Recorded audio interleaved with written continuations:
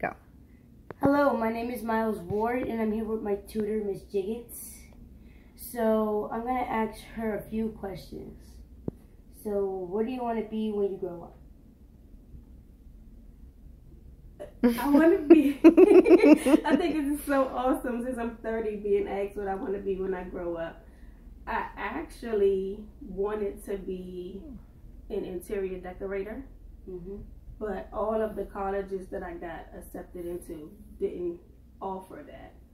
So I ended up majoring in English and became a teacher. So question number 2.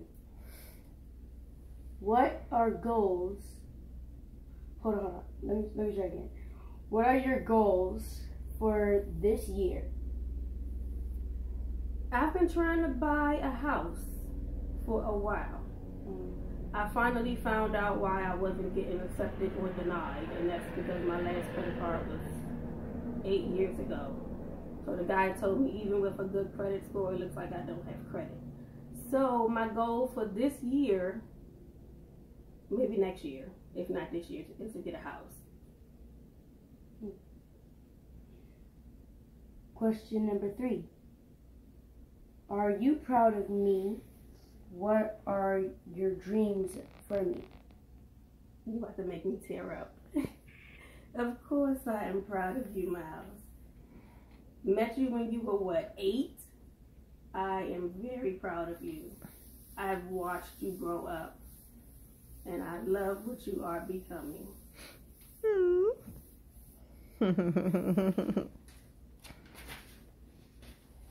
Okay, so this is the packet for the next questions of the interview.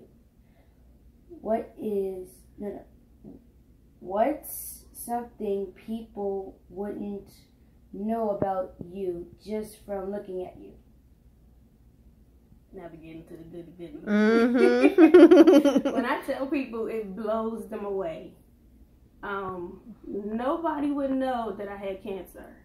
I got my cancer diagnosis in 2013. I had just started teaching. I had just graduated from college too. And I got the call one day when I was at work, and my doctor told me I had cancer. So I had 3 surgeries. I never had chemo. My doctor told me I was too far along for chemo. So I never had chemo.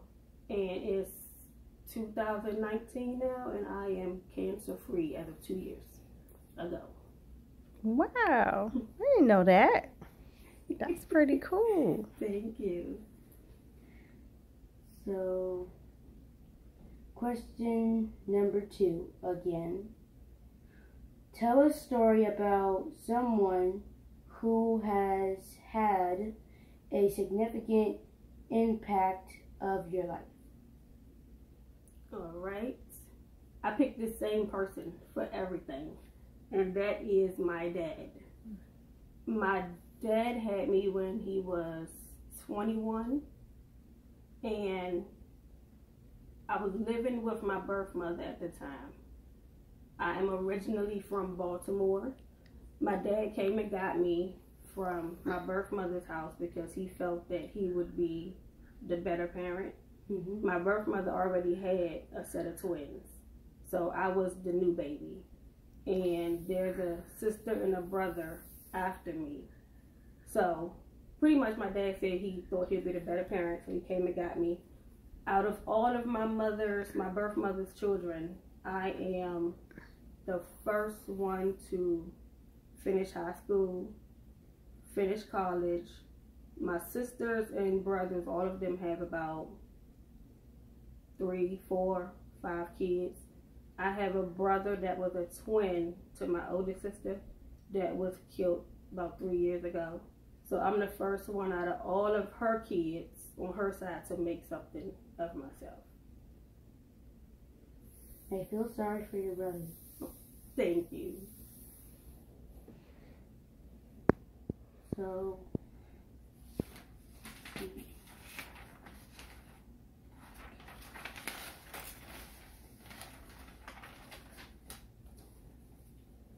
question number 3. What are your best and worst moments. Memories. Okay. This is weird, and I said I feel crazy not really having an answer to it, because I said I don't really have a best and a worst memory. Only thing I could say is my parents find it real strange that I can tell them stuff that happened to me when I was 2 or 3. They'll say, "How do you remember that? You were 2." But as far as memories, I really don't have any.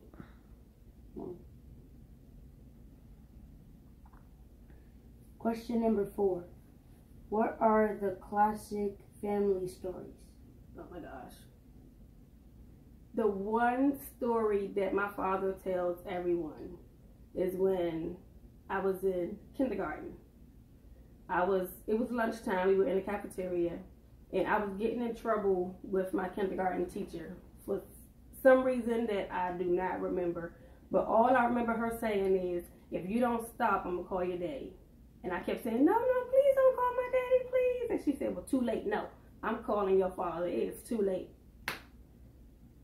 I stood up at 5 years old, climbed on the lunch table, and said, "Stop! You're breaking my heart."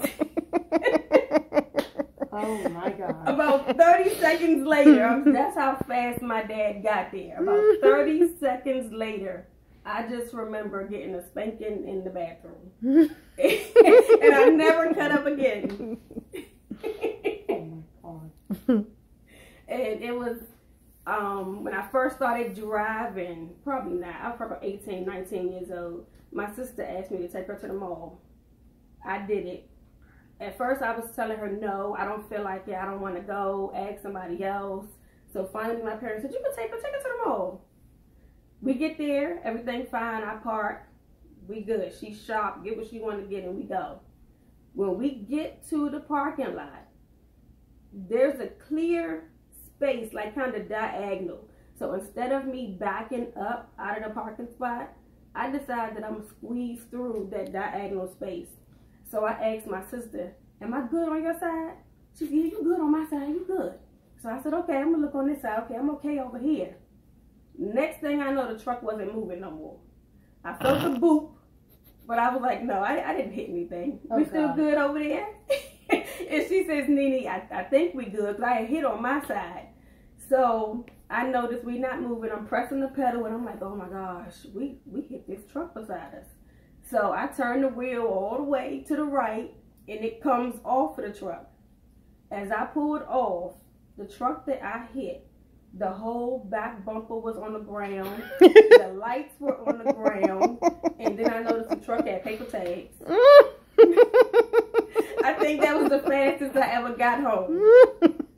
Flew home. I was scared to tell my parents. And the thing was, it was my dad's truck.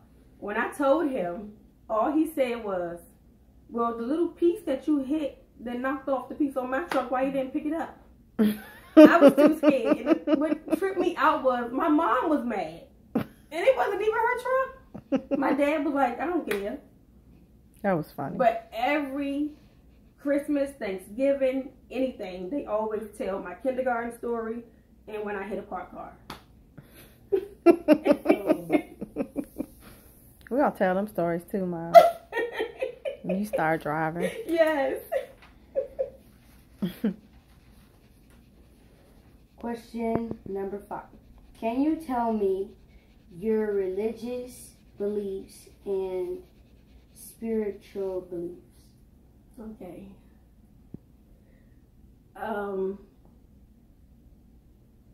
gonna word this the best way I can. I was always taught to pray. I was always taught, to say my grace and everything like that when I was a kid. I will say that as I grew up, I got confused. Because I was always the type of child that if I didn't see it, to me it didn't exist. So even though I kind of felt iffy, I wanted to believe in God, but I always had, I guess, questions. Because if I couldn't look up and see God standing over there, I was like, "Oh, it's not real." So I said all that to say that I'm a good person. I just have questions. because I look at the stuff that's going on in the world today. And as a kid, I always thought, okay, if this is God, this stuff that's going on, he's going to stop it before it happens. I always looked at him as like a Superman or Batman or something like that. And I was like, he's not going to let all this stuff happen. So with all this stuff going on, I want to say that I do believe. I have questions. But I try my best to live by the Bible as much as possible. Even though I do still have those questions, I try my best. I say, okay, this is in the Bible, I shouldn't do this. Or that is in the Bible, I shouldn't do that. Even though I do have my questions on believing in something that I still can't see. If that answers your question. Yeah. Yep, that's pretty much it. Is that it? Yep. All right. So are you going to say anything, Mr. Interviewer, at the end? Yes. Thank you for letting me interview you. Oh, you're so awesome. I'm so glad you picked me. I'm so excited.